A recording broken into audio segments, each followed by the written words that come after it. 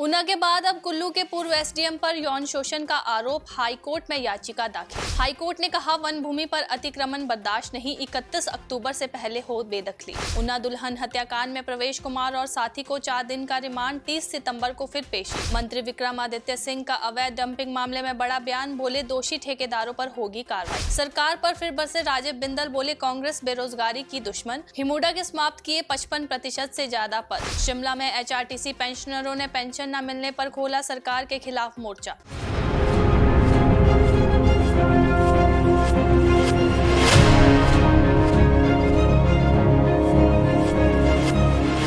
नमस्कार, पंजाब केसरी टीवी देख रहे हैं आप। मैं कनिका सोनी हाजिर हूं प्रदेश की बड़ी खबरों के साथ। डालिए नजर हिमाचल पर। ऊना जिला के एसडीएम के बाद अब कुल्लू जिला की एक महिला पंचायत सचिव ने पूर्व एसडीएम विकास शुक्ला पर गंभीर यौन शोषण के आरोप लगाए हैं। महिला का कहना है कि 2021 में जमीनी विवाद के सिलसिले में एसडीएम ने उन्हें बुलाया और इसी दौरान उनका शोषण किया गया। महिला का आरोप है कि अगर वे चुप नहीं रहती तो उसका घर तोड़ दिया जाएगा। और अब नया आरोप ये है कि 24 अगस्त 2024 को एसडीएम ने अपने आवास पर महिला को बुलाया और अपने दोस्त के साथ गैंगरेप की कोशिश की। विरोध करने पर मारपीट की गई और वीडियो भी बना लिया गया। महिला ने बताया कि इस दौरान उसे चोटें आई है, जिनकी तस्वीरें उसके पास मौजूद है। महिला का कहना है कि आरोपी ने 2 बार उसका गर्भपात करवाया है। शिकायत करने के बावजूद पुलिस ने पिछले 1 साल में कोई एफआईआर दर्ज नहीं की है, जिसके बाद महिला ने सुरक्षा की गुहार लगाते हुए हाईकोर्ट में याचिका दाखिल की है।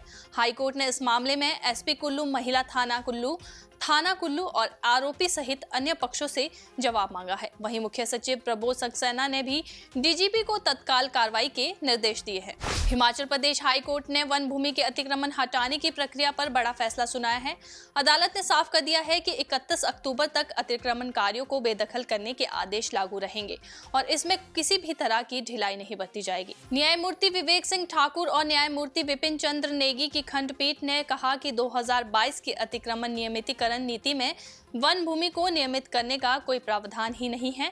डीसी शिमला की रिपोर्ट में सामने आया कि कोटखाई उपमंडल के रतनाड़ी और बागी वन बीट से जुड़े 238 मामलों में 75 मामले सरकारी भूमि पर अतिक्रमण के पाए गए हैं। ये कब्जा करीब 33 हेक्टेयर से भी अधिक भूमि पर हुआ है।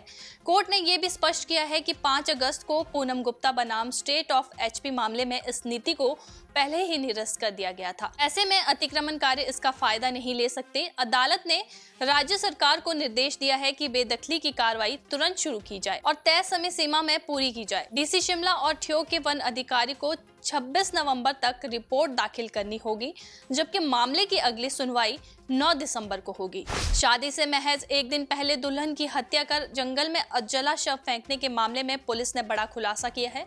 दरअसल ऊना जिला के उपमंडल बंगाना की उप तहसील जोल की बैरिया पंचायत की रहने वाली 24 वर्षीय अंशिका को उसी के होने वाले पति ने ही मौत के घाट उतार दिया था। जांच में खुलासा होने पर पुलिस ने गुरुवार को आरोपी प्रवेश कुमार, जो कि फौजी है, और उसके चाचा को गिरफ्तार कर लिया था। मामले में मुख्य आरोपी प्रवेश कुमार ने अपना गुनाह कबूल कर लिया है। पुलिस पूछताछ में प्रवेश कुमार ने बताया कि उस पर शादी का दबाव बनाया जा रहा था, जबकि वे शादी नहीं करना चाहता था।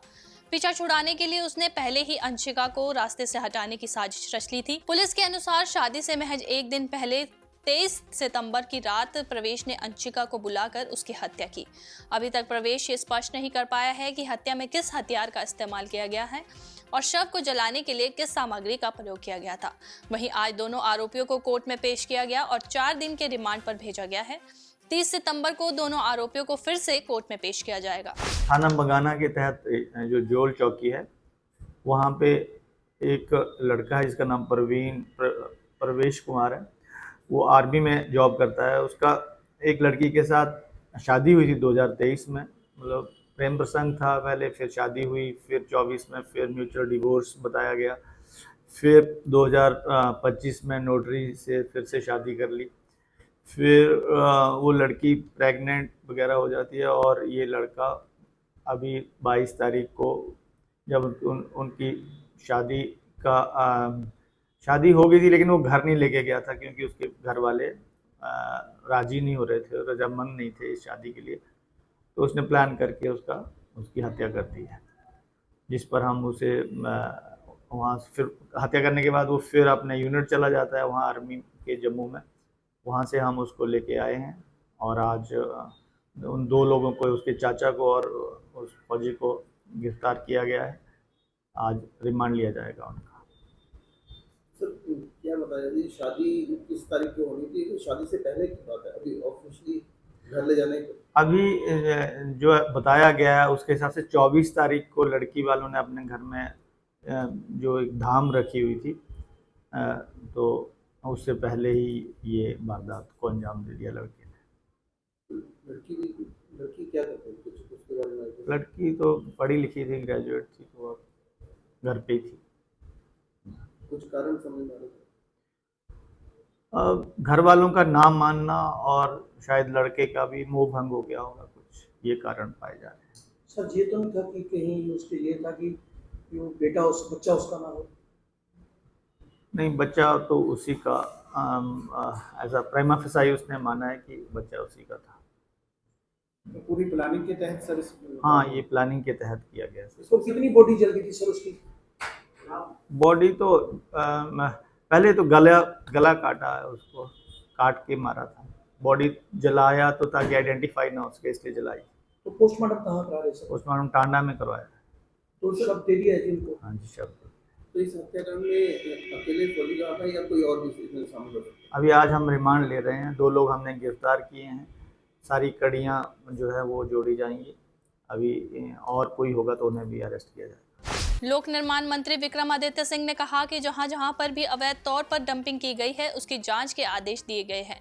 उन्होंने कहा कि ऐसी जानकारी मिली है कि कई स्थानों पर विभाग की अनुमति के बिना डंपिंग की गई है। उन्होंने कहा कि ऐसे मामलों में दोषी ठेकेदारों के खिलाफ कार्रवाई भी की जाएगी ताकि भविष्य में इस प्रकार की दिक्कत का सामना लोगों को ना करना पड़े। साथ ही उन्होंने बताया कि दिल्ली से रामपुर तक नेशनल हाईवे की स्वीकृति मिली है, उसमें ये कोशिश की जा रही है कि ज्यादा से ज्यादा सुरंग का निर्माण हो ताकि आपदा जैसी स्थिति में ज्यादा नुकसान का सामना न करना पड़े। उन्होंने कहा कि वे जल्द ही लोक निर्माण विभाग की रिव्यू बैठक करके ताजा स्थितियों का जायजा लेंगे और इसके बाद प्रदेश के विभिन्न क्षेत्रों का दौरा किया जाएगा और नई तकनीक के साथ नई सड़कों का निर्माण किया जाएगा। देखिए, मैं हमेशा सकारात्मक राजनीति में विश्वास रखता हूं। अब जहां तक नुकसान हुआ है वो हमारे हाथ में नहीं है, वो तो जो है मैं समझता हूं कुदरत का प्रकोप है कि इस तरीके का नुकसान पूरे प्रदेश के अंदर हो रहा है। मगर हम पूरी मजबूती से रेस्टोरेशन का काम पूरे प्रदेश में हमने लगाया है। अभी हमें PDNA में पोस्ट डिज़ास्टर नीड असेसमेंट के तहत 1500 करोड़ रुपए का सहयोग मेरे विभाग को मिला है और हमने इमीडिएटली मैंने डिपार्टमेंट के पूरे प्रदेश में अधिकारियों को निर्देश दिए हैं कि जल्द से जल्द इसमें टेंडर्स कॉल होने चाहिए और ख़ास रूप से जो छोटी सड़कें हैं जहाँ पे कोई डंगे लगने हैं, कलवर्ट्स लगनी हैं और जहाँ पे कोई रोड्स बंद हो गई हैं हैवी ट्रैफिक के लिए, उनको इमीडिएटली खोला जाए, ये हमारी प्राथमिकता है। निश्चित तौर से प्रदेश में NH का एक बहुत बड़ा नेटवर्क है, करीबन 1300 किलोमीटर NH प्रदेश के अंदर है, जिसमें कुछ NHAI के अंतर्गत है, कुछ स्टेट PWD के NH विंग के अंतर्गत है। उसमें भी हम पूरा प्रयास कर रहे हैं कि प्रदेश की जो विभिन्न सड़कें हैं उनको जो है तुरंत रूप से बहाल किया जा सके, वहाँ पे विकास कार्यों की गति को आगे ले जाए। मगर मैं काफ़ी दिनों से ये चिंता व्यक्त कर रहा हूँ और मैंने इसमें विभाग को भी ये निर्देश दिए हैं और इसकी मैंने इंक्वायरी कंडक्ट करने के लिए भी अपने डिपार्टमेंट के सेक्रेटरी को कहा है कि जहाँ जहाँ पर भी इलीगल डंपिंग मक की हुई है, इसमें ठेकेदारों की जो है अनुमति या डिपार्टमेंट की अनुमति के बिना वहाँ पे जो है डंपिंग ठेकेदारों के माध्यम से हुई है, उसकी पूरी ब्यौरा जो है हमारा डिपार्टमेंट उसको कलेक्ट कर रहा है और जहाँ पे बहुत लंबे और बड़े स्तर पे वायलेशंस हुई है उस पर हम कार्रवाई जो है वो करेंगे और भविष्य में ऐसी चीज़ें ना हो इसका भी हमको ध्यान रखने की आवश्यकता है। मैक्सिमम टनल्स प्रदेश के अंदर बने आने वाले समय में। अभी मैं बारी बारी इसका जिक्र करता हूँ। हमको एक नया NH में 4 लेन ढली से रामपुर तक स्वीकृत हुआ है, उसमें मैंने साफ निर्देश दिए हैं कि मैक्सिमम इसमें टनलिंग का प्रावधान होना चाहिए। तो उस दृष्टि से हम पूरा कार्य कर रहे हैं। अब जैसा आप कह रहे हैं कि मौसम प्रदेश के अंदर पिछले कुछ दिनों से ठीक हुआ है, मानसून रिसीड कर रहे हैं, तो मैं कुछ ही दिन के अंदर एक रिव्यू मीटिंग भी करूंगा और उसके बाद पूरे प्रदेश के अलग अलग क्षेत्रों का हम दौरा भी करेंगे और जहां पर भी जो कोई मेटलिंग टायरिंग होनी है, कई जगहों पे सड़कों की सोलिंग होनी है, कई जगहों पे नई सड़कों के निर्माण होने हैं, उसके लिए जो भी नई टेक्निक और नई टेक्नोलॉजी के हिसाब से उसमें कार्य किया जा सकता है उसको हम प्रदेश के अंदर करने का पूरा प्रयास करेंगे। भाजपा प्रदेश अध्यक्ष डॉक्टर राजीव बिंदल ने वर्तमान कांग्रेस सरकार को बेरोजगारों का दुश्मन करार देते हुए कहा कि आज प्रदेश सरकार ने एक नया कीर्तिमान स्थापित किया है। हिमुडा विभाग के 633 पदों में से 327 पद समाप्त कर दिए गए हैं। ये लगभग कुल पदों के 55% से अधिक पद है और इनको एक अधिसूचना से रद्द कर दिया गया है। उन्होंने कहा कि पहले तो कांग्रेस सरकार तालाबंदी की सरकार बनी, स्कूल, कॉलेज, पटवार सर्कल, सब तहसील और संस्थाओं को बंद किया, अब तो पूरे विभाग ही बंद करने पर आ गई है। डॉक्टर बिंदल ने हैरानी जताते हुए कहा कि 327 युवाओं की नौकरी खाने के बाद एक व्यक्ति के लिए एडवाइजर का पद सृजित किया गया है। उनका कहना है कि सिरमौर हिमाचल प्रदेश का पिछड़ा हुआ इलाका है और वहां से भी इस विभाग का डिवीजन बंद कर दिया गया है। और हैरानी की बात तो ये है कि इस विभाग के मंत्री इस डिवीजन को अपने इलाके में ले गए हैं। उन्होंने सरकार के खिलाफ मोर्चा खोलते हुए कहा, सरकार ने 1.5 लाख सृजित पदों को एक ही अधिसूचना से समाप्त कर दिया, नौकरी देने वाला संस्थान बंद कर दिया और मजाक के नाम पर युवाओं को 4500 रुपए प्रति माह का मित्र बना दिया। हिमाचल प्रदेश की वर्तमान कांग्रेस की सरकार जो श्री सुखविंदर सिंह सुक्खू जी के नेतृत्व में चल रही है, वो पिछले 3 साल से लगातार जन विरोधी निर्णय ले रही है और ऐसा लगता है कि हिमाचल प्रदेश के बेरोजगारों के साथ वर्तमान कांग्रेस ने दुश्मनी ठान रखी है। एक बार 1,50,000 सृजित पदों को एक मुश्त समाप्त कर दिया। वो सत्ता में आने वाले लोग जिन्होंने सत्ता में आने के लिए 1 लाख सरकारी नौकरी पहले दिन देने के लिए बड़े बड़े घोषणाएं की थी, गारंटियां की थी, वो 1.5 लाख पद जो ऑलरेडी सृजित थे उनको समाप्त करने का एक बहुत बड़ा उन्होंने बेरोजगारों के साथ अन्याय किया, धोखा किया। जो बेरोजगारों को नौकरी देने वाला संस्थान था वो बंद कर दिया। आज तक एक भी व्यक्ति को नौकरी नहीं दी और नौकरी के नाम के ऊपर एक ऐसा भद्दा मजाक 4,500 रुपया मिलेगा, आपको मित्र लगाया जाएगा। कोई रोगी मित्र होगा, कोई वन मित्र होगा, कोई और पशु मित्र होगा, पता नहीं वो क्या स्थिति आ गई है। आउटसोर्स भर्तियां बंद है, रेगुलर भर्तियां बंद है। भर्ती होगी तो वो अप्रेंटिस के रूप में होगी, ट्रेनी के रूप में होगी। और आज एक और नया कीर्तिमान कांग्रेस सरकार ने किया है। हिमुडा में जहां टोटल 633 पद पूरे प्रदेश में हैं, उन 633 में से 327 पद, मोर देन 55% पोस्टों को एबॉलिश कर दिया।